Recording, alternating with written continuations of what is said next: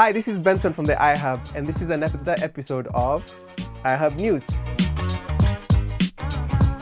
On this month's episode, we have events at the iHub, WGS at the iHub, a member chat, and of course, upcoming events. The iHub is actually this close to getting to double digits. We turned 9 this year, and there was no better way of celebrating it but with our own community. One word that describes the iHub back then and one word that describes it now. Community. Community. You heard it from the boss. What would you say are like the biggest changes between back then and now? I'd say it's pretty much value. When iHub 2.0 was announced, I've gotten value for my job. What would you say about the vibe of the community? When you walked into the iHub, what did you experience? There was always like an intensive low volume chatter. If you walked to a table and listened to guys talking, it was very animated and very exciting. Or guys were head down into their code and very focused. So there was that kind of energy, and you wouldn't get it in many places. Moringa School holds an event every year, and this year was no different when they hosted Nairobi Tech Week. It was a lot bigger than last year, and iHub was a partner as always. I got a chance to go in and see what was happening, attend some sessions, and this is what happened. So I'm holding like the most amazing award, which is one of 3 awards that iHub community got this year. So Alfred, tell us about this. This is award we got as the Developer Community of the Year as part of Nairobi Tech Week Awards. We have an AI Kenya community member who is coming to show a very cool robot that was part of World AI Show called Furhat. He's coming to talk about how Furhat as a social robot is contributing to technology. So he'll talk about how it works and some of the use cases. Have you talked to Furhat? Yes, I have. How was the experience? It's better than Sophia's. I'll just say it's better than Sophia. So we got this amazing, great award as we were recognized as the best tech space in this year's Nairobi Tech Week Awards. So we jump from one Google event to the other. Here's Connor Svensson, the Partnerships and Marketing Manager for Google for Startups, talking a little bit about the Google for Startups event that happened. So we have 60 partners for Google for Startups all across the world, and these are both hubs, but also accelerators and organizations that focus on diversity and education for startups. We have about 1/3 of them here in Europe, Middle East, and Africa. And every year, the things that we do with Google is bring them together so they can learn from each other, share challenges, and also build opportunities. And so this is the first time we've done it in Africa. We've run 3 in this region, in Paris, in Dublin, and Stockholm. So we're so excited that we can finally take it down here, and it's been an amazing welcome. If you didn't know, that was the first time that a Google Summit for the IMEA region was actually held in Africa. So thank you so much, Google, for coming. Here's Fola, who actually heads the Google Africa Launchpad, speaking a lot more about the program. What do you guys do in terms of Launchpad? So we support startups on the continent. Our flagship program is an accelerator. So it's a 3-month accelerator where we select 12 startups from African countries. Okay. And we take them on a program where they start off in Lagos, they go to a different African city, and then they head back to Lagos for the graduation after 3 months. Okay. So we did it in Lagos, and then we came to Nairobi, and in a few weeks we'll be going back to Lagos for the graduation. The Google for Startups EMEA Summit actually came with perks. So members of the iHub can actually now get free products from Google itself. And 2, they actually opened the immersion program for Africa. So in H2, we're expecting to see a lot more African startups join in. Rick Sheridan has been an iHub member for quite a while. He runs something called Sunny Irrigation, and he features this month on our member chats at the iHub. Here's Rick. Hi guys, and welcome to another segment of community member chats at the iHub. And hi Rick, how are you? Hey Benson. Tell us a little bit about your company. What is it called? What does it do? So we're called Sunny Irrigation, and we focus on marketing solar irrigation technology to smallhold farmers. Any big milestones for you? Yeah, so I think once we completed the 30 units of our pilot originating those loans so that we kind of shift into more of an analysis mode of those results, that was an important milestone for us. Okay, how about the iHub? How's the iHub helped in your journey so far? Well, iHub's been extraordinarily helpful to us, of course.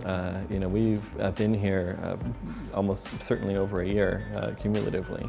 and it's just been a wonderful place to plug in, as a launch pad for a lot of our activities. Okay, any socials for the Sunny Irrigation that they can follow? Twitter, Sunny Irrigation. Segment 2 of iHub News, where we have WGS at the iHub. We start off with LAN Party. If you didn't know, I'm really big on gaming. This should not be told to, you know who from esports. Anyway, it was held at Junction this time round, and I saw the usual suspects, people like Guru, who came out with all their rigs to play games for 24 hours. Here's some highlights.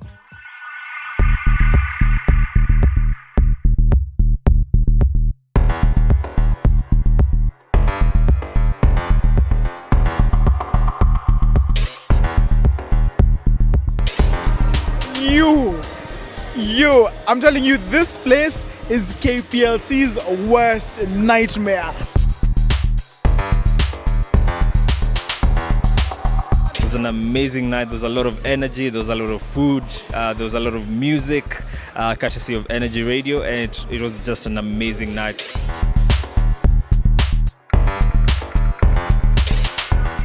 From one gaming event to the next gaming event, the Africa Esports Championships have been happening at the K1 Clubhouse, and we're actually waiting for the finals. These are some of the highlights for the last 2 months.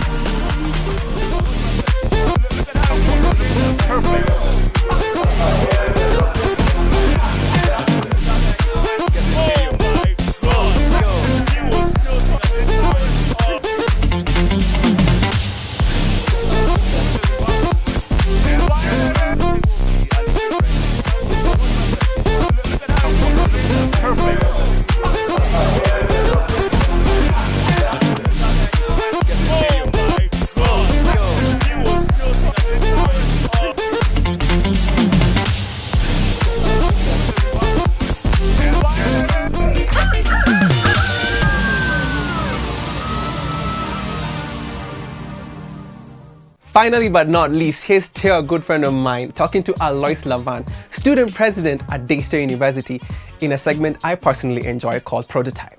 Alois Otieno is the president of Daystar University Students Association and a notable rising young African leader to watch, having led a student boycott at the university to bring light to student outcries of unfair increase of tuition, resulting in student walkouts and prolonged university shutdowns. Alois is no stranger to conflict and the pressures that come with taking up difficult conversations. This is his prototype. I hope to live a life where I inspire as many young people to take leadership positions so that they can be able to effect the many changes that are needed in this country. Upcoming events at the iHub are plenty.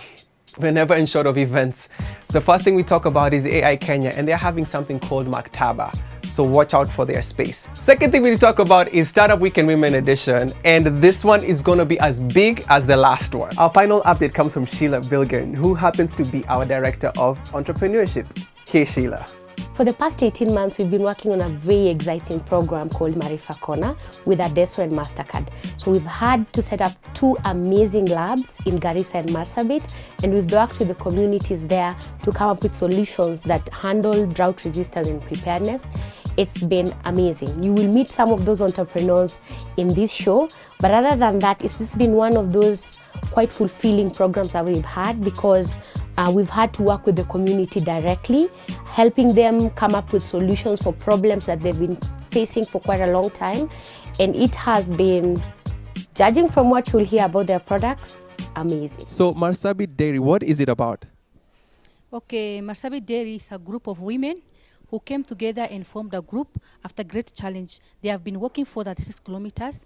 They faced great challenge on the way. Our road was not tarmacked, so they have to walk to the town. Then the town is 36 kilometers, so that they can sell their milk, buy food to cater for their family. Okay, so what is your solution? Our solution, we formed a group called Mount Marsabit, where we started collecting milk from vulnerable household heads. We boiled the milk. We paid them instantly so that they can go back and meet their family financially and also do other domestic jobs. So Pivot is still back this year, and we are so excited because for the first time ever, we are including startups that traditionally would not have such a platform. We're including startups in manufacturing, we're including startups who have hardware, and it's bigger, it's definitely better. We look forward to seeing you at Pivot East. As usual, don't forget to like, share, and subscribe to all our channels. Bye for now.